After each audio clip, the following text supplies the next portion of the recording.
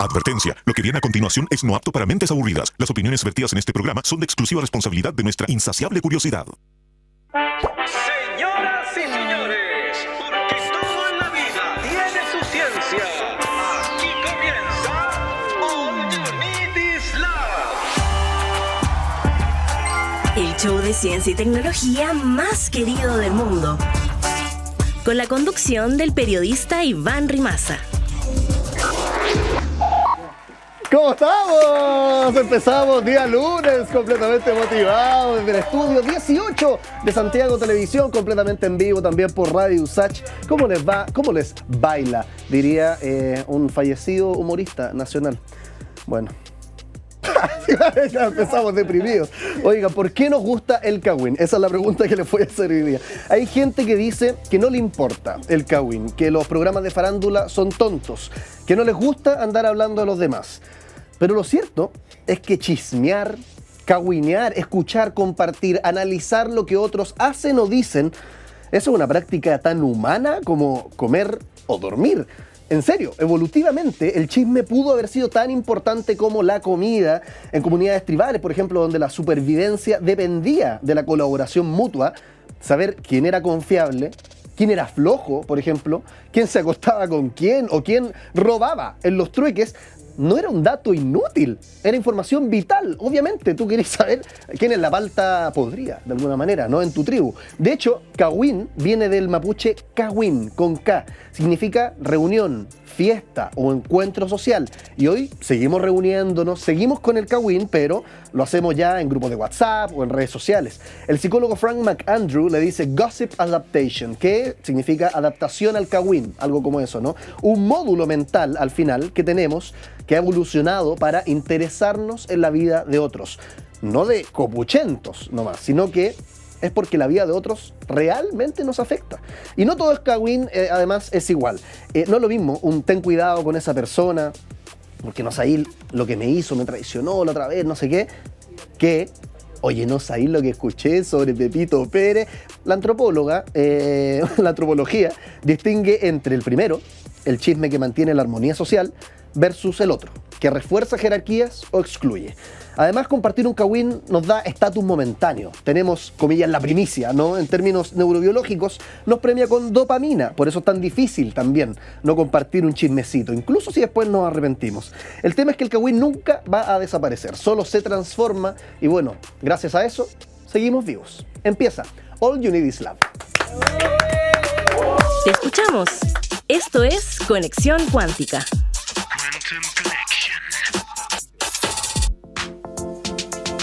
Seguimos en All You Need Is Love, modo lunes, completamente motivados.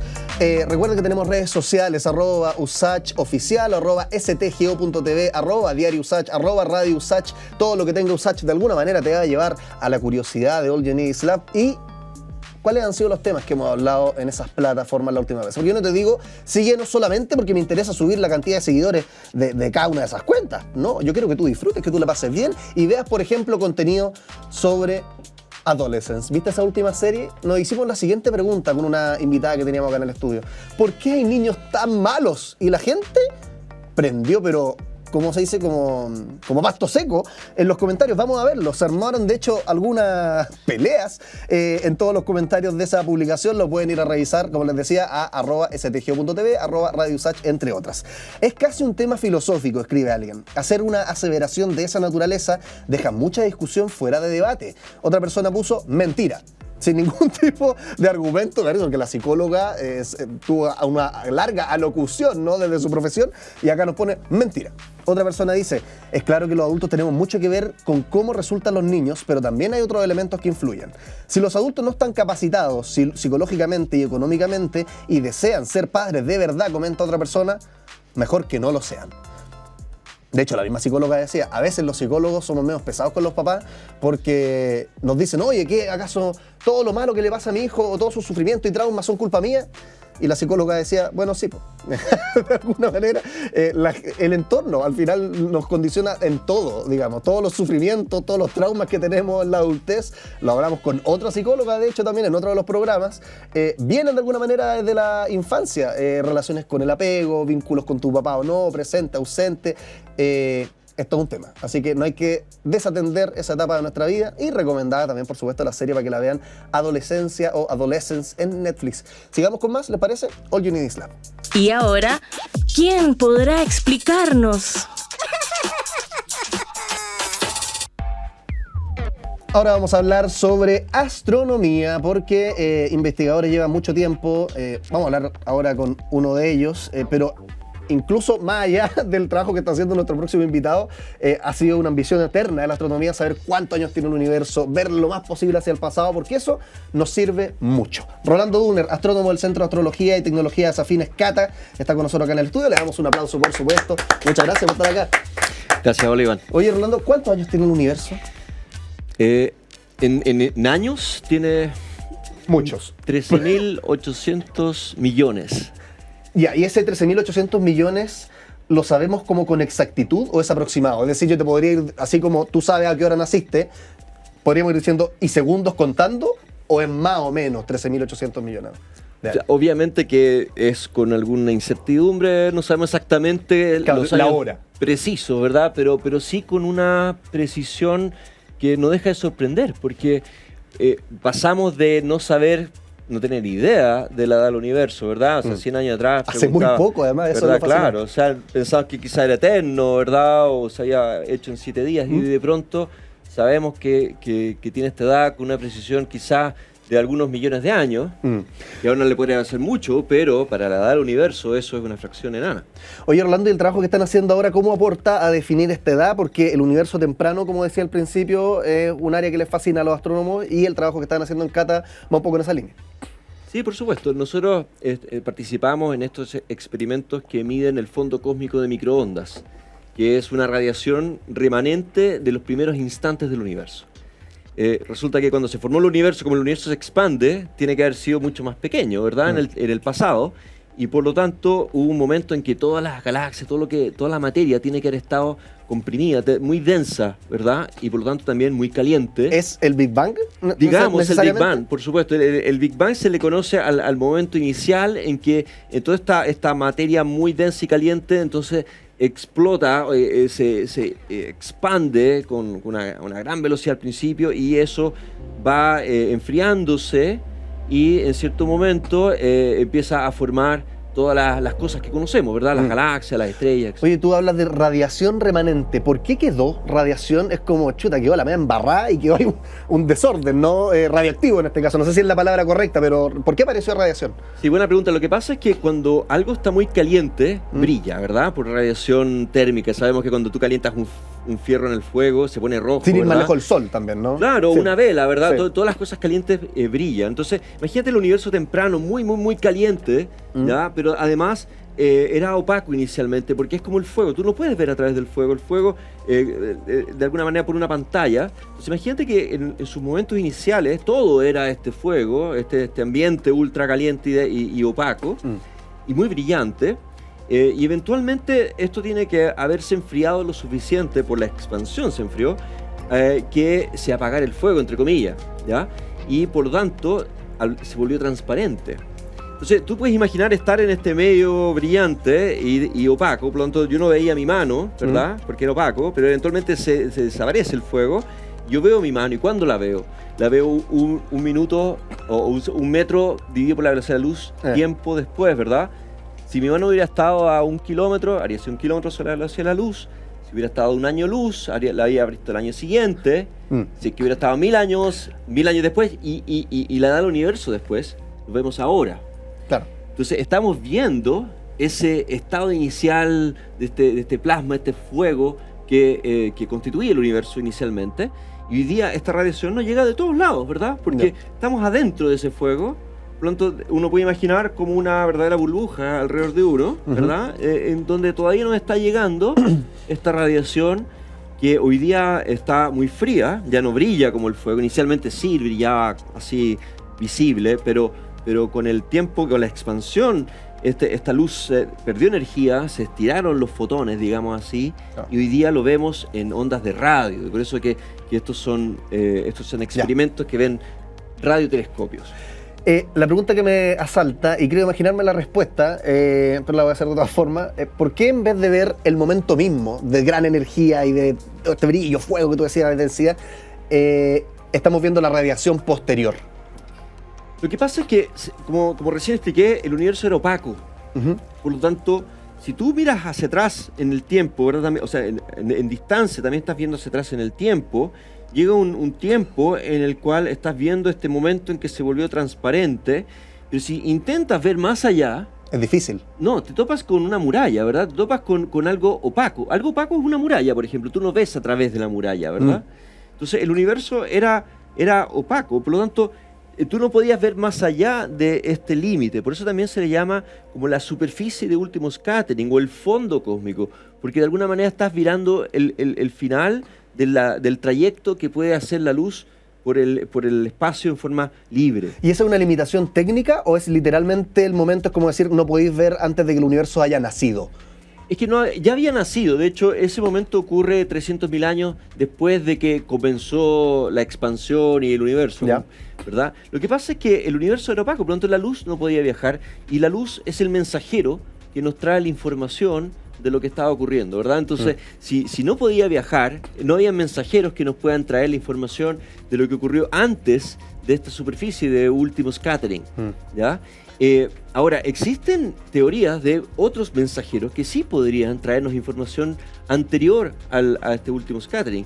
Y la más importante son las ondas gravitacionales.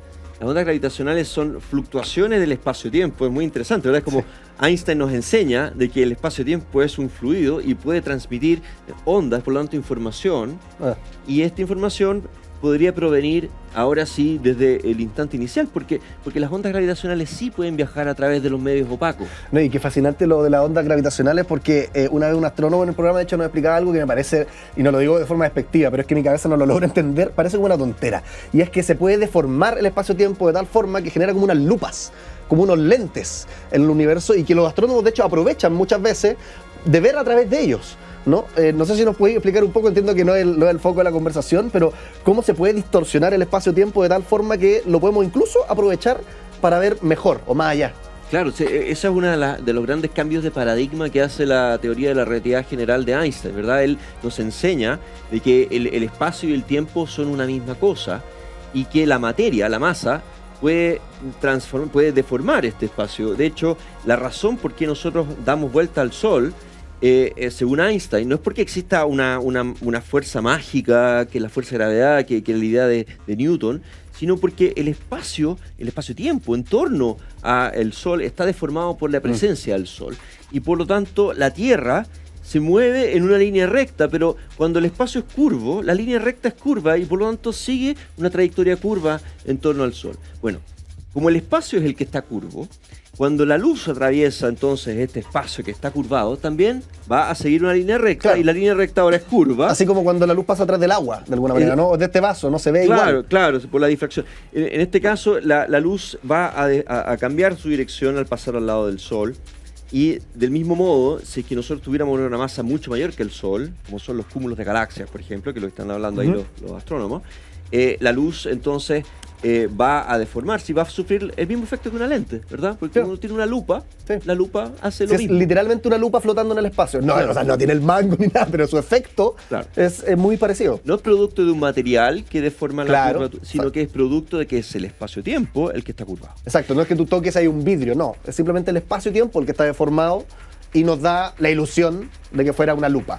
Y ahora llevémoslo a la idea de las ondas gravitacionales primordiales, de por qué estamos hablando. Volvamos al tema. Sí. Lo que pasa es que, imagínate tú, que ahora tú tienes una masa que deforma el espacio.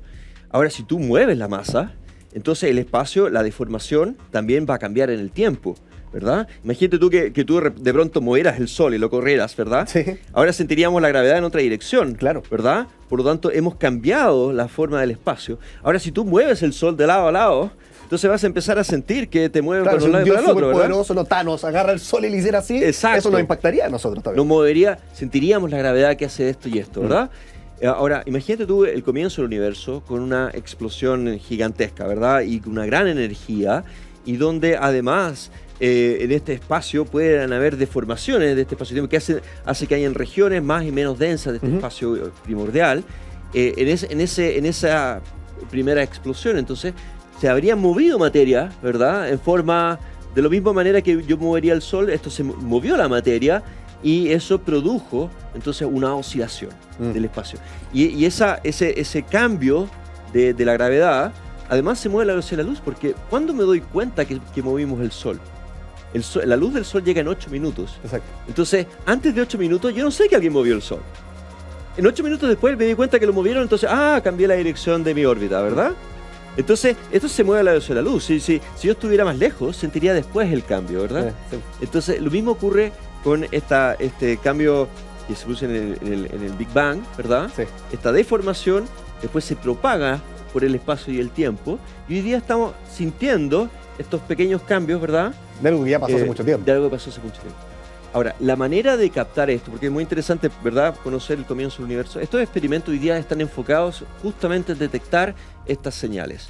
Y no las van a detectar directamente porque a la Tierra nos llegan sumamente tenues, sino que lo hacen a través de las deformaciones, las perturbaciones que provocó esta onda en el fondo cósmico, que es lo mismo que estamos midiendo. Entonces, este fuego que hablábamos antes, ¿verdad?, esta pared del fondo, está siendo sometida a estas fluctuaciones del espacio-tiempo y al ocurrir eso, cambia una propiedad muy particular de la luz que es la polarización.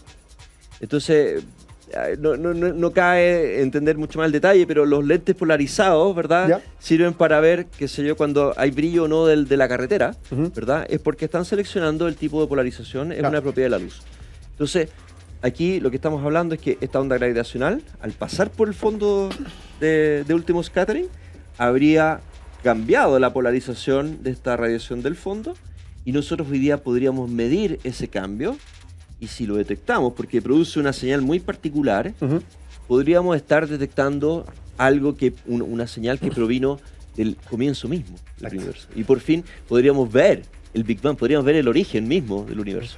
Rolando Wiener, estamos hablando con él y acá, Rolando, tenemos juegos. Y el primer juego que vamos a jugar contigo es La Pecera. No nos desesperemos porque siempre que saco un juego los invitados dicen en qué me metí, pero son juegos relacionados estrictamente con lo que estamos hablando. De hecho, tú mencionaste el Big Bang, puede que salga algo del Big Bang, universo temprano, el origen, la edad del universo, en fin. Son cosas que nos convocan. El tema es que las frases que aparecen aquí, Rolando, son bien reduccionistas, bien provocadoras. Entonces la idea es que tú como experto las aclares, si es que son más o menos verdad, las desmientas, si es que es una locura, o la confirmes, si es que es totalmente cierto. ¿Te parece? Vamos entonces con La Pecera, ya estamos escuchando la música de fondo que nos dice que es hora de jugar en All You Need Is Love. La Pecera dice lo siguiente. Mira, justo lo había mencionado Rolando Wiener. Es imposible ver el Big Bang. ¿Qué dice el experto? Bueno, sí, lo acabo de conversar, ¿verdad? O sea, por un lado, estamos viendo un instante posterior al Big Bang. Eso sí se puede ver. Y además, tener en cuenta de que esta radiación no podría haberse producido de ninguna otra manera de no haber existido un Big Bang. ¿Y cómo sería ver el Big Bang? ¿Te imaginas eso? Bueno, lo único que uno podría detectar directamente serían estas ondas gravitacionales, ¿verdad? Y si uno pudiera detectarlas, lo que podría ver sería cuál es la distribución, en qué orientación estaban estas ondas, ¿verdad? Y la verdad es que el comienzo del universo fue un proceso cuántico. Hoy día creemos eso. De hecho, si existieran estas ondas, sería un proceso cuántico el que las creó. Y eso significa de que es un proceso aleatorio. Y los procesos aleatorios tú los ves como ruido. De hecho, el fondo cósmico se ve una señal que es como una nube con manchitas que parece no tener una coherencia. ¿Por qué no la tiene?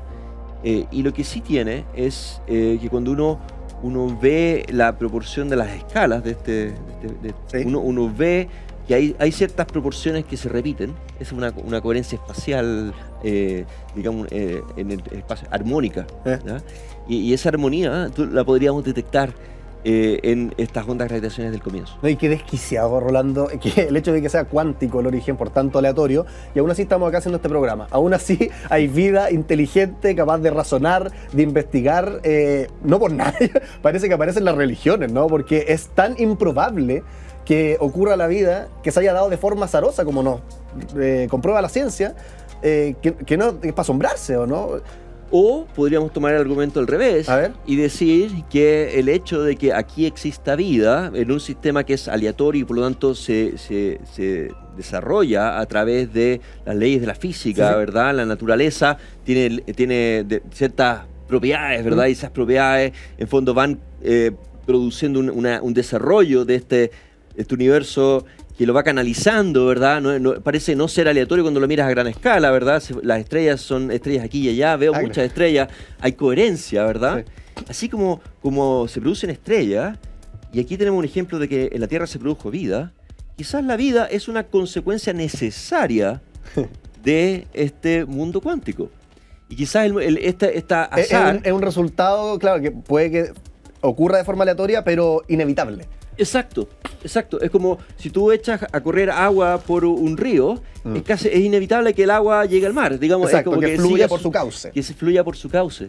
Entonces, quizás uno lo puede pensar al revés y decir, la vida es una Del consecuencia azar. inevitable, ¿verdad?, de las propiedades físicas de este universo. Oye, Rolando, volviendo entonces a lo que estaban haciendo ustedes ahí en Cata, ¿qué es lo que hemos aprendido de esta radiación posterior, observándola y estudiándola? ¿Qué es lo que aporta? Bueno, recién hablábamos de la edad del universo, Sí.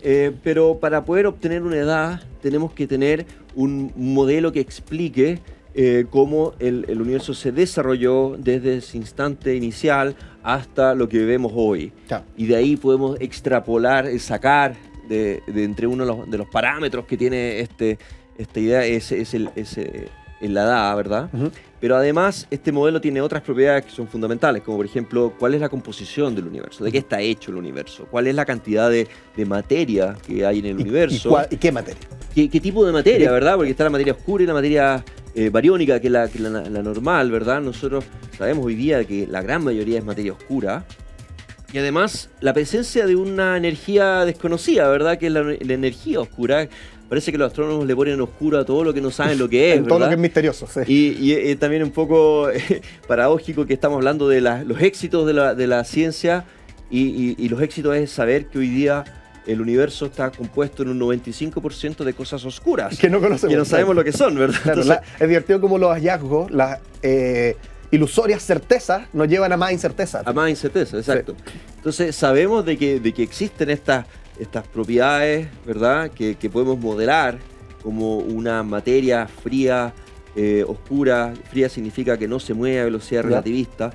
Y también una energía oscura que estaría expandiendo aceleradamente el universo en el presente. Y sabemos que si modelamos de esa manera con un modelo muy simple, que tiene muy pocos parámetros, por lo tanto además es muy robusto y que ha sido además después validado por un montón de otras observaciones. Hemos ido a mirar cuántas galaxias hay y mira, es consistente con lo que nos dice el fondo cósmico. Vamos a ver, por ejemplo, a qué velocidad se alejan las galaxias de nosotros. Y, mira, sí es consistente. Y parece que todas estas otras observaciones, todas coinciden en que conocemos este modelo muy sencillo de cómo se formó el universo, que tiene solo 6 parámetros libres, o 6 números que ajustarle, ¿ya? Un candado, básicamente, con 6 variables. Sí. Claro, y cuando tú le ajustas algo tan simple y calza tan bien, es muy difícil, digamos, contradecir eso. Y hoy día, entonces, ¿qué más nos aporta?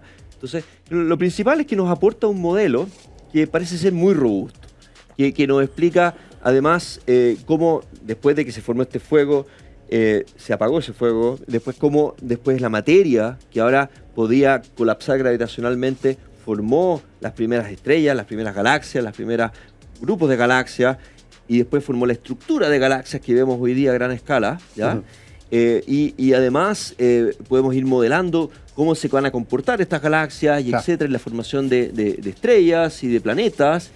Y en definitiva es un marco que regula, que de alguna manera enmarca todo lo que observamos, ¿verdad? Y que entonces le da un sentido, ¿verdad? Le da nos da una herramienta que nos permite ahora entender y luego comprender el universo. Rolando Diner, parte del trabajo que está haciendo con los investigadores ahí del Centro de Astrología y Tecnologías Afines Cata. Muchas gracias por estar con nosotros. Por supuesto, un aplauso. Y ojo, que seguimos ahora con un viaje en el tiempo, para que no te desconectes de Unity. La máquina del tiempo.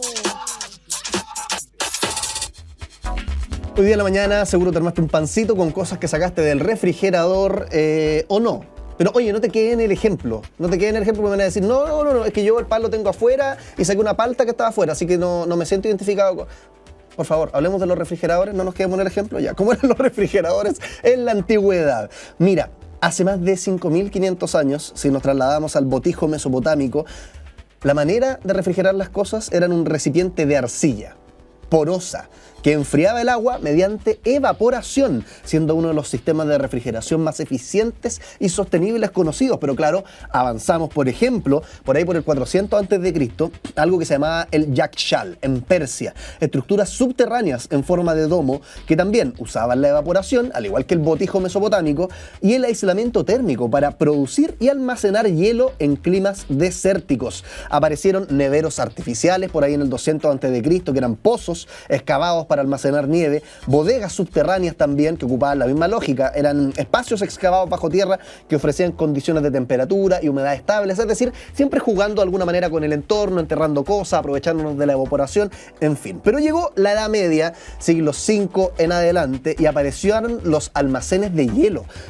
El uso de bodegas subterráneas de alguna manera recibió al agua congelada para conservar alimentos, aprovechando también la refrigeración natural del entorno, y en 1834 apareció la primera máquina de refrigeración mecánica. El caballero que inventó esto se llama Jacob Perkins, patentó la primera máquina que usaba un ciclo de compresión de vapor para enfriar, y bueno, se vino con todo entonces la invención de el primer barco frigorífico, el primer frigorífico doméstico de Carl von Linde, que desarrolló el primer frigorífico para la casa, marcando el inicio, por supuesto, de la refrigeración en los hogares.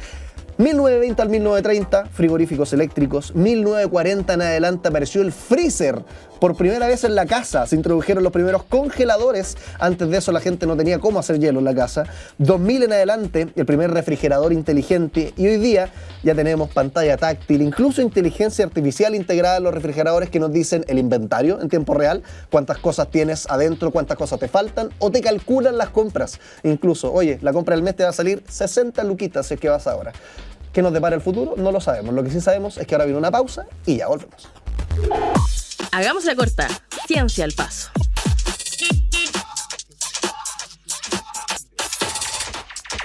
Volvemos con todo, All You Need Is Love, completamente en vivo de los estudios de Santiago Televisión, y recuerda que también nos puedes escuchar por Radio USACH y todas las señales regionales que retransmiten nuestro programa, Zapping TV, Cable Mundo, en fin. Te voy a contar sobre posible vida en otros planetas, que harto se ha comentado en los últimos días, seguro escuchaste de un estudio, pero la verdad es que el llamado es a la cautela, porque si bien el investigador dijo, oye, hay un 99% de certeza de que no sé cuántito, vamos a calmarnos en realidad, porque son remotas todavía, son remotas. Un equipo de astrónomos liderado por Niku Madhusudan de la Universidad de Cambridge anunció la detección en el exoplaneta K2-18b de dos gases mediante espectroscopía de transmisión con el telescopio espacial James Webb.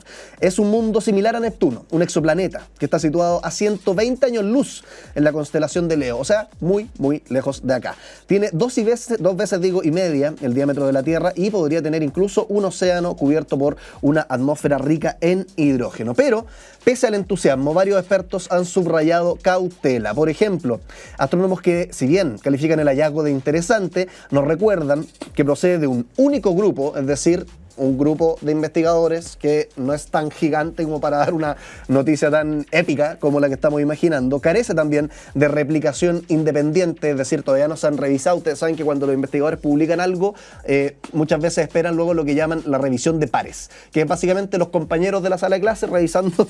No, mentira, son otros investigadores que saben también del tema que tú estás abordando y dicen a ver qué tan acercado a la realidad o no estaba lo que estás publicando. Con lo que dice este grupo de astrónomos, no se ha dado el proceso de revisión todavía. De hecho, es un grupo que también ha estado previamente vinculado a polémicas detecciones previas de agua con menor significancia, es decir, tirando humo con cosas que al final no eran lo que realmente decían ser, como la analogía de mucho ruido, pocas nueces, ¿no? Como que se ha caracterizado este grupo de investigadores por el mucho ruido, pocas nueces. En estadística y en ciencias empíricas, de hecho, el término sigma hace referencia al número de desviaciones que, o sea, qué tan posible es que sea la vida en este planeta. Van del 1 al 5. Y en el caso de estos investigadores que nos dicen que podría haber vida en el exoplaneta, nos dicen que si es que se confirma, sería sigma 3. ¿Qué significa sigma 3? Que no estamos del todo seguros, porque si fuera sigma 5 sería súper certero. ¿Me explico? Porque la cantidad de información que se requiere para llegar a este sigma 5 es que, no sé, voy a inventar, agarraste información de la atmósfera, de la Tierra, de no sé qué, muchos estudios, mucha evidencia que hace que el margen de error se achique y la probabilidad de azar sea más pequeña. En cambio, el investigador que nos dice que va a hacer explotar el mundo con este hallazgo solamente promete un sigma 3. Es decir, que incluso si se llega a comprobar lo que él dice, que todavía falta por comprobar, tampoco sería absolutamente certero, porque según estándares internacionales, para que estemos seguros de que hay vida en otro lugar, tiene que ser al menos un sigma 5, si no, como el caso de este señor, podría haber algo de azar en esta aparente certeza. Sigamos con más All You Need Is Love. El que sabe, sabe. Y el que no conduce. Vamos a hablar sobre historia y también sobre medio ambiente, el clima, las lluvias. Pablo Camus, investigador de la Universidad Católica de Chile, ya está con nosotros. Le damos un aplauso. Muchas gracias por estar acá en el programa. Pablo, ¿cómo estás? Oye, Pablo, ¿puede el clima, porque antes de hablar del estudio en particular, que tiene algo que tiene que ver mucho con la dictadura en nuestro país, pero no quiero spoilear ni profundizar en ello todavía, una pregunta más general. ¿Puede el clima afectar la política, cambiar la historia de alguna forma? Bueno, buenos días a todos los auditores, por supuesto, y muchas gracias por la invitación. Esa es la tesis que nosotros proponemos en nuestro estudio, ¿no? Sin adherir a un determinismo geográfico, ¿cierto?, donde el clima define, ¿cierto?, los procesos políticos y económicos. Consideramos que sí, el clima y la naturaleza en general puede ser un agente histórico, y en ese sentido influir, ¿cierto?, sobre los procesos históricos, económicos, políticos y sociales. En definitiva, la naturaleza no es un mero telón de fondo de la historia, sino que es un agente activo. Y cuando se habla de influir, ¿cómo entendemos esa palabra? Es decir, la relación entre realidad, curso político, curso de la historia, en fin, ¿cómo se ve afectada realmente por el clima? Porque supongo que no es que llueva y cambie presidente, ¿no?, sino que son mucho más indirectas estas relaciones. Sí, bueno, en el fondo, las lluvias extremas, las catástrofes asociadas a los temporales extremos o bien la sequía extrema, en definitiva genera las condiciones necesarias para cambios históricos, en el sentido de que comienza a escasear la alimentación, por ejemplo. Eso genera una gran incertidumbre en la población, y esa incertidumbre en definitiva se va manifestando en descontento social, estallidos, huelgas, y eso va en definitiva profundizando crisis preexistentes. No es que se provoque la crisis, sino que en definitiva la crisis es profundizada por estos fenómenos climáticos.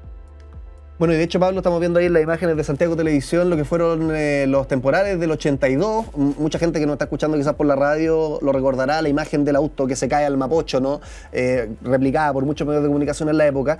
¿De qué manera todo esto que estamos conversando recién lo aplicaron ustedes a la realidad chilena, en particular a la dictadura y su relación con estas lluvias potentes que ocurrieron en los 80? Bueno, un poco el contexto era un momento de crisis especialmente provocada por una crisis económica. 2 semanas antes de las inundaciones el dólar había sido liberado, por decirlo de algún modo. Estaba fijo desde hace mucho tiempo en 39 pesos, ¿no? Se decide liberar el precio del dólar y esto, el dólar se dispara y esto hace subir mucho la economía, ¿cierto?, los precios, hace subir las deudas también, lleva a la quiebra de muchas empresas, suben las importaciones, los bancos también tambalean, y se produce una crisis económica importante. Y 2 semanas después de ese hecho ocurren grandes inundaciones en todo Chile, ¿cierto? O sea, en el Valle Central, especialmente en Santiago. Esto provoca lo que estamos viendo en pantalla, ¿cierto? El desborde de los ríos, las poblaciones que están cerca de los ríos, los canales de regadío se ven muy afectadas, ¿cierto? Muchas de las poblaciones que estaban en torno al río Mapocho prácticamente desaparecen, y eso genera un momento de incertidumbre, de hambre, de mucha angustia en la población, ¿no? Y estamos en un momento de crisis económica importante y el gobierno en ese sentido dice no hay plata para ayudar a la gente y la gente tiene que ayudarse a sí misma, ¿no? Comienzan a aparecer las ollas comunes, comienza a aparecer la solidaridad, el encuentro, la conversación entre la gente, las poblaciones, ¿no? No debemos olvidar que veníamos desde 1973 al momento de la inundación en 1982, prácticamente 10 años de desencuentro, de mucha desconfianza. No se sabía bien quién era partidario o no del régimen, quién podía ser un delator. Y en ese contexto de mucha angustia, ¿cierto? La gente se vuelve a encontrar, vuelve a sentir la solidaridad, surgen las ollas comunes, y en ese encuentro, ¿cierto? La gente comienza a conversar, comienza a darse cuenta de la situación en que se encuentran, surgen las ollas comunes, como digo, y en ese contexto surgen primero una gran huelga que es de agosto de 1982, que se llama justamente la huelga del hambre, y enseguida el año 83 es el año de las grandes protestas, ¿no? De las primeras protestas en contra del régimen militar que fueron en definitiva generando las condiciones de posibilidad para, en definitiva, la desestabilización del régimen fueron allanando el camino para la formación de un movimiento social que fue presionando en forma constante y progresiva al régimen militar para aceptar primero el derrotero de la Constitución y finalmente los resultados que ocurren años después. Oye, Pablo, ¿y podemos cuantificar, valga la redundancia, cuánto pesó este temporal y todo lo que tú describes, el panorama con las ollas comunes, el descontento, en el esquema global para desestabilizar el régimen de la dictadura de Pinochet? Porque obviamente hay muchos otros elementos que entran a la juguera, ¿no? Este tutti frutti, uno podría, desde la resistencia armada del MIR, los atentados, qué sé yo, el plebiscito fallido, que también generó un montón de frustración. Ahí tú sabes más que yo de historia, pero ¿cuánto pesa en particular esto del 82? ¿Podemos asignarle quien diga, no sé, un poco, mucho, o sería incluso medio engañoso entrar quizá en esa cuantificación? Es complicado cuantificar, por supuesto. Todo lo que tú dices señala absolutamente cierto. O sea, había un momento difícil en el país, ¿cierto? Y esto más bien es un elemento detonante, ¿no? No se podría decir si un 100%, 20%, no. Insisto, no queremos caer en un determinismo geográfico, pero sí hay un elemento coadyuvante, un elemento detonante.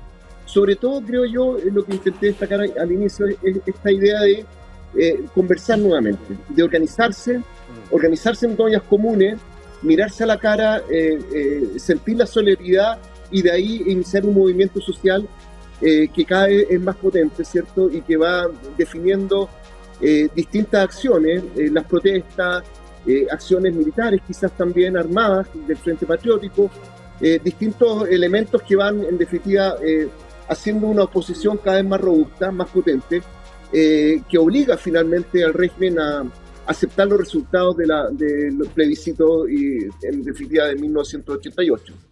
Oye, Pablo, qué interesante lo que dices de mirarnos nuevamente. La dictadura, de alguna manera, del 73 a este periodo que ustedes empiezan a analizar, ¿no? De la lluvia en adelante, los primeros 10 años, ¿generaron alguna segregación, alguna separación? Es decir, ¿nos estábamos mirando menos, por decirlo en términos poéticos, que previo a la dictadura? Porque me llama la atención esto que tú dices, ¿no? Que con la lluvia parece que nos acordamos del nombre de la vecina y nos empezamos a mirar a los otros como humanos, ¿no? No simplemente como otros ciudadanos que no conozco.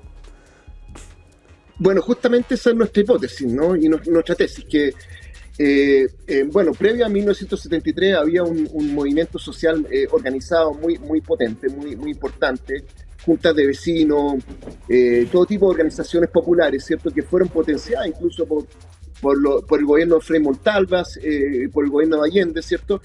Y ocurre el golpe, ¿cierto? Y comienza la desconfianza. Nadie sabe, en definitiva, quién es el delator, quién está en favor del régimen, quién puede, en definitiva, delatarme, quién puede decir que estoy en actividades que son contrarias al régimen, y eso va generando desconfianza, va generando, en definitiva, mucho miedo, mucha incertidumbre, y por tanto hay una desarticulación, ¿no? Una desarticulación profunda de las organizaciones populares. Cada uno comienza a salvarse por sí mismo, por decirlo de algún modo. La gente no tiene confianza en el vecino finalmente. No sabe quién finalmente es partidario del régimen y quién no. Ahora, totalmente, Pablo, totalmente intencionado. Uno puede decir con seguridad, esa era la idea también de la dictadura, ¿no? La política del terror era hacernos de alguna manera más, generar un ambiente de desconfianza, que cada uno se preocupara de uno mismo, más individualismo, no tanto comunitarismo, quizás como era lo que estaba describiendo, que ocurría antes del 73. Por supuesto que sí. Incluso el mismo régimen económico que se impone, ¿cierto?, está basado en el individualismo, que cada uno en definitiva se salva a sí mismo. Y eso asociado al régimen de terror, finalmente fragmenta, hace una sociedad mucho más anómica, ¿cierto? Y finalmente no hay un encuentro. Y nuestra hipótesis finalmente es que la lluvia y todo lo que ello provoca, el hambre, ¿cierto?, la incertidumbre, finalmente es una condición de posibilidad para reencontrarse, para solidarizar, para mirar al vecino en forma más horizontal, con más confianza. Pablo, dentro de las cosas que tenemos acá en el programa, no solamente tenemos preguntas muy interesantes, sino que también tenemos juegos. Y acá, atrás mío, tengo el juego de la ruleta. ¿Qué vamos a hacer con la ruleta? Tú me dirás a qué me vine a meter. Estamos hablando de un tema tan serio como la dictadura y este otro payaso saca una ruleta, no te preocupes. Hay preguntas en cada uno de estos colores que tienen que ver con el tema que estamos conversando. El tema es que son preguntas medio reduccionistas, medio provocadoras, como las preguntas que haría un niño sobre lo que estamos hablando. Entonces la idea es que nosotros nos tomemos esa pregunta con la mayor seriedad posible y abramos ahí un espacio a la conversación, a la reflexión. ¿Te parece? Vamos a hacer girar la ruleta entonces. Perfecto. 1, 2. Ahí va girando la ruleta. La pueden ver en todo su esplendor. Va a caer en el color, predigo yo, verde olivo. No alcanzó a caer en el verde olivo, cayó en el rojo. Pero acá, Pablo, te comento que esta ruleta siempre cae en el verde olivo. Parece que la vamos a tener que hacer unos arreglos ahí porque puede que esté media carga. Bueno, la pregunta entonces de la ruleta para Pablo Capus, investigador de la Universidad Católica de Chile. ¿La lluvia derrumbó la dictadura? ¿Qué dice el experto? No, yo creo que eso sería llegar a un extremo. Insisto, no queremos hacer un determinismo geográfico. Abre posibilidades, ¿no? Pasaron muchos años, además, después del quiebre, ¿cierto?, de las elecciones. Además, la institucionalidad que genera el régimen militar permanece en el tiempo, y por tanto no podemos decir que derrumbó la dictadura, pero sí fue un elemento coadyuvante, potenciador, ¿cierto?, un nuevo ingrediente de toda la crisis que se está viviendo, especialmente la crisis económica y política, para, en definitiva, ayudar al proceso. Oye, Pablo, ¿y cómo fue la pega que hicieron? Porque este es un trabajo fascinante, interdisciplinar, además trabaja un ecólogo, entiendo, en esta publicación. ¿Cuál fue la pega que hicieron ustedes? Porque desde afuera, alguien que no sabe nada de historia, que no ha hecho ningún trabajo de archivo y solamente ha vivido la dictadura y la historia de este país, dirá, claro, llovió y la gente se unió con las ollas sociales y puede que esto haya no sé qué. Pero ustedes generaron ahí alguna comprobación. ¿Cuál fue el estudio, el trabajo de campo, digamos, que hicieron? Bueno, aplicamos el método histórico, pero quizá hay que de algún modo relevar el estudio completo. Nosotros hicimos una base de datos de 200 años de precipitación en Santiago de Chile. Y una vez que teníamos lista la base de datos, nos dimos cuenta que los periodos de mucha lluvia, increíblemente, o de mucha sequía, eran periodos de crisis, ¿no? Por ejemplo, 1924, que es un periodo clásico de la crisis en la historia de Chile, ¿cierto? El famoso ruido de sables, cuando los militares entran al Congreso por primera vez, ¿cierto? Es el año más seco en 200 años. Y había muchas coincidencias, principios del siglo XX, 1899, 1900 llovió ambos años alrededor de 800 milímetros, y también a ello le siguen una serie de crisis y estallidos sociales. Entonces, el estudio esto forma parte de un conjunto mayor, ¿cierto?, donde increíblemente, por decirlo de algún modo, nuestras crisis económicas, políticas y sociales más importantes coincidían con periodos de lluvia y sequía. Y en ese sentido elegimos el año 82, que fue un año de mucha lluvia, y lo que hicimos fue básicamente aplicar el método histórico. Nos fuimos a leer los periódicos, las revistas, los informes de gobierno, cualquier información histórica que nos permitiera en definitiva armar una narrativa, ¿cierto? Un análisis sobre el periodo. Es fascinante cómo las lluvias, claro, generan desestabilización. O sea, naturalmente un fenómeno que es caótico, que es extremo, genera esta inicial como terremotito, por decirlo no, social, pero en el caso de la dictadura eso fue conducido de alguna manera a través de las instituciones o qué sé yo, a la vuelta de la democracia. Claro, de algún modo fue generando el camino, conduciendo un poco o detonando un camino, ¿no? Pero vuelvo a destacar un poco esta idea de las crisis, porque si tú te fijas, nosotros estuvimos en una mega sequía desde el 2010, y el tercer año más seco en 200 años fue el 2019, que es el año del estallido social, increíblemente. ¿Será coincidencia o realmente de algún modo u otro hay alguna correlación, ¿cierto? No estamos hablando de un determinismo, ¿cierto? Pero sí, no, claro, la generación de ciertas condiciones para que los estallidos, las huelgas, el conflicto social tome más vuelo. No, y así como, porque las inundaciones, las lluvias del 82 fueron muy impactantes, impactaron directamente a mucha gente. O sea, cayó acá en Santiago, se inundó, fue un caos, pero la sequía quizás nos impacta de manera más indirecta, ¿no? Y uno podría argumentar que si bien en ese momento se fomentó la unión social, ollas comunes, etcétera, todo lo que hemos hablado en esta conversación, también la infoxicación, por ejemplo, de la sequía, de saber los últimos 10 años que estamos en un mundo que se está acabando, cambio climático, cada vez el planeta lo destruimos más. Yo creo que, claro, quizás no es tan gráfico, tan directo como lo fue en el 82, con el agua cayendo encima, pero también genera una tensión estar sometido a la crisis climática al final. Bueno, sobre el 19 quizás los historiadores del futuro podrán desmenuzar qué pasó en ese año, pero sí tenemos otra sequía, por ejemplo la del 24 que ya le señalé, y la misma sequía en 1968, ¿cierto? Que también es el segundo año más seco en 200 años.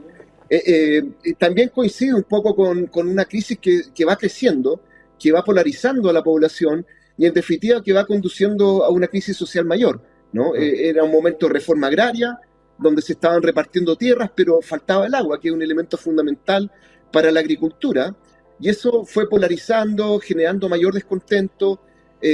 Nuevamente, ¿cierto? Fue un elemento más en este contexto de crisis que se estaba viviendo. Pablo, fascinante la conversación, porque yo creo que nos deja también a todos los que estuvimos escuchando esta entrevista, cada vez que llueva o nos veamos sometidos a un gran diluvio temporal, el ciclón, terremoto, lo que sea, queda en nuestra cabeza ahora activada la pregunta: ¿cómo irá a afectar esto a los años que vienen, ¿no? ¿Cómo irá a cambiar el curso de la historia de alguna manera? Pablo Camus, investigador de la Universidad Católica, le damos un aplauso y seguimos con más programas. Muchas gracias, Pablo. Que esté muy bien. Muchas gracias. Seguimos con All You Need Is Lab.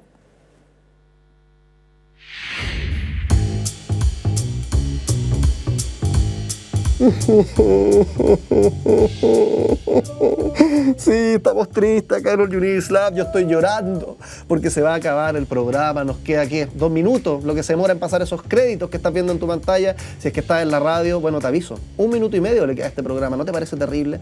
Hoy hablamos de cosas tan fascinantes. Al principio del programa estuvimos comentando, bueno, yo le hablé del Cahuen, la ciencia del Cahuen, por qué nos gusta cahuinear. Pero después del universo, la edad exacta que tiene, 13.800.000 de años más o menos, ya el número seguro como en la Teletón, el cómputo lo dije mal.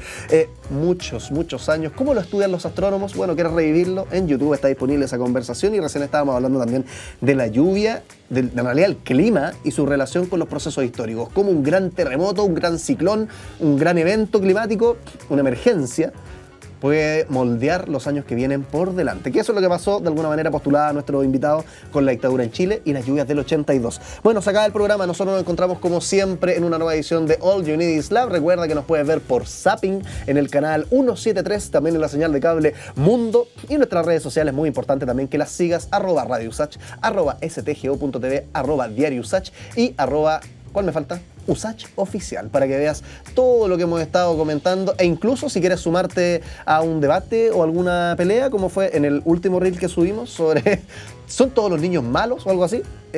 Participa y pelea. Nos ayuda a nosotros, ayuda al algoritmo de alguna manera. Ya, nos vemos en otra. Que esté muy bien. Chao, chao. Se me cae la ruleta. Adiós.